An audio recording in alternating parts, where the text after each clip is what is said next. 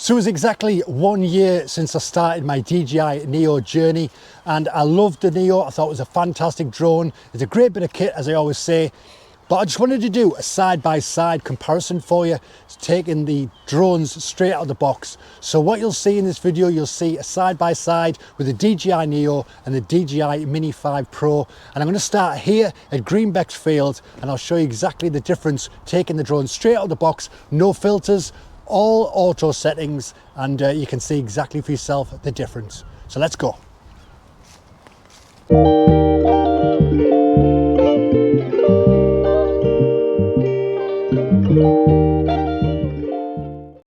So this is Greenbecks Field. Now this is where I started the Neo journey.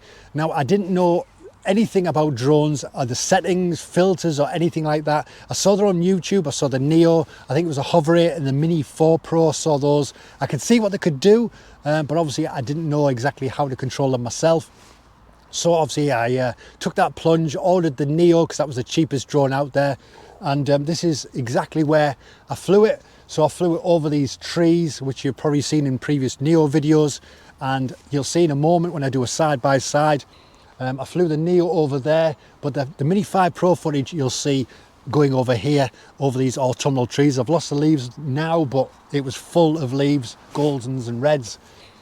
But yeah, the initial idea with the Neo was just to do or enhance my Saturday videos.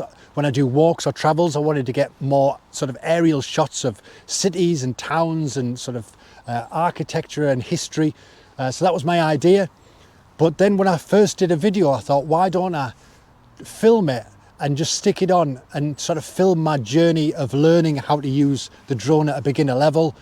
So I started putting videos on YouTube. I thought it might get 10, 20 views, if that. Being a beginner, people are more wanting to see the professional side of things. But people started watching it. So I thought, I'm enjoying this. So every time I came out, I was learning something different. I was flying it around. I was using the filters. I was learning about frame rates and the likes.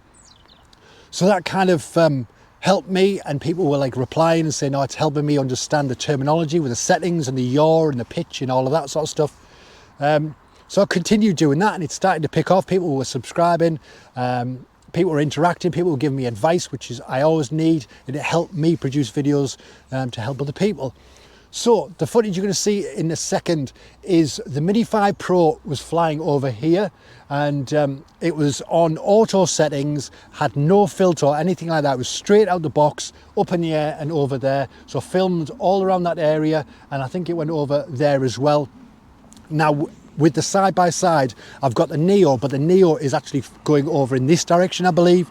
So it goes over there, and you can see this area, you can see these trees. So you can see the difference between getting the Neo out of the box and the Mini 5 out of the box. So if you see the footage now, this footage you can see now is obviously the side-by-side. You can see the Neo, obviously it doesn't have a filter on, the settings are on auto. So it's very sort of, there's a lot of noise and sharpness in there. It looks a bit grainy and pixelated, whereas on the right hand side you've got the Mini 5 Pro. Now that's very clear, as I say, that's got no filter on, that's on auto settings. I think I did the white balance, and that was all I did with it. So it's straight out of the box pretty much, and I flew over those trees, and you can just see the beauty and the colour in those autumnal leaves compared to the Neo. So yeah, so that was that section. Now as I went along in my journey, obviously it was exactly this time last year that I got the Neo. It was around about the 17th of December, I believe. So I did some footage here, and then when it started snowing over in the estate where I live, I thought I'd take it up and do something in that. So we'll head over there and I'll show you that footage now. So see you in a second.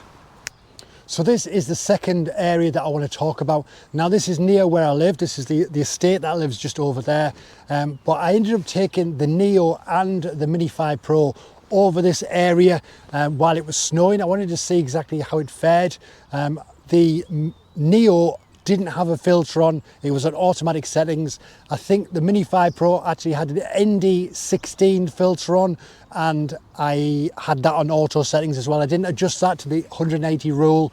I just put it on auto, stick a filter on the Mini 5 Pro, whereas I say the Neo didn't have any filter and it was on auto settings. and I took it up, and if you just pan around here, I took it up over these houses over here, and I flew it across here and just over around this sort of area and back again. I wanted to capture the snow on the roads, the slow moving cars, and obviously you could see all of the roofs and everything were covered in snow. It just looked awesome.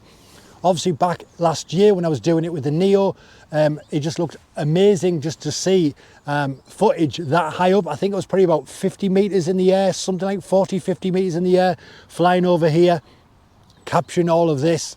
And I just was impressed by the range of the Neo.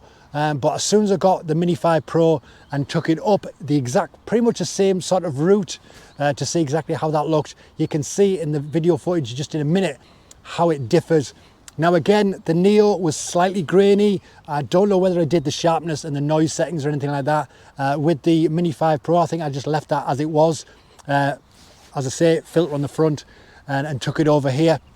But the footage you see now, as you can see now on the left hand side of the screen is the Neo. It's a little bit grainy. It's a bit sort of slightly pixelated in points, but it still gives you a nice idea of the area sort of near where I live. But on the right hand side, you've got the Mini 5 Pro footage. Obviously, as I say, it's got a filter on the front, so it's probably adjusted the shutter speed and the ISO and everything to suit.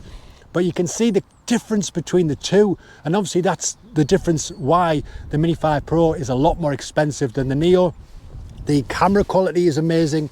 I think it was on 60 frames going over, where I think the Neo was only on 30, but you can just see the difference in the quality between the two.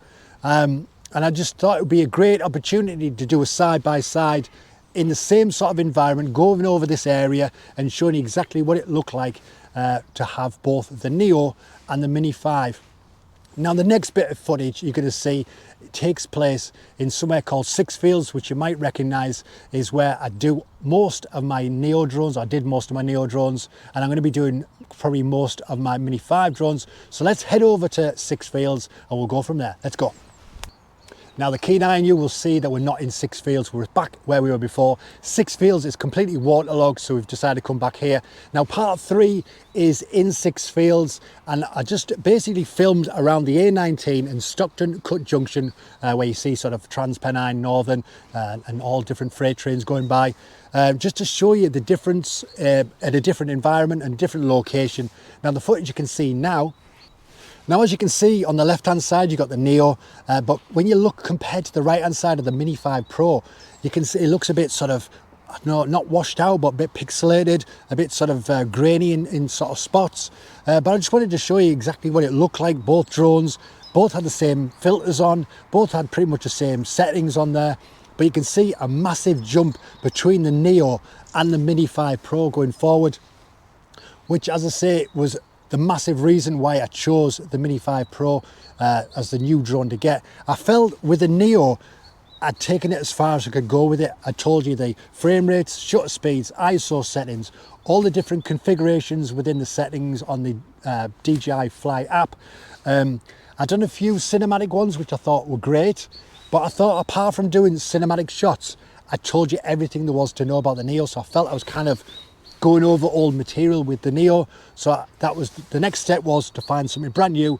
And obviously you can see the side by side, as you can see, side by side with the Neo and the Mini 5 Pro. It was a no-brainer just to spend a bit of extra money, get the Mini 5 Pro and make some better videos. Now in the next coming weeks I will be doing a lot more with the Mini 5 Pro. I want to show you the settings, I want to show you the difference of the filters, I want to show you sort of the RC2 controller, waypoints and all the above, and sort of teach you at a beginner level like I did with the Neo, sorry. And yeah, just have a little fun with it, engage with other people that have got the same drone, and yeah, hopefully get some decent cinematic shots.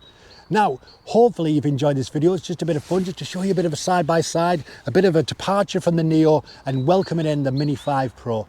So hope you've enjoyed this. If you have, hit that like button, comment below, let us know if you've got the Mini 5, how are you getting on, any advice you can give me, and also hit that subscribe button. It helps push the videos out and get a bit more people viewing my videos. So thanks for watching, take care of yourself, and I'll see you all in the next one. Bye-bye.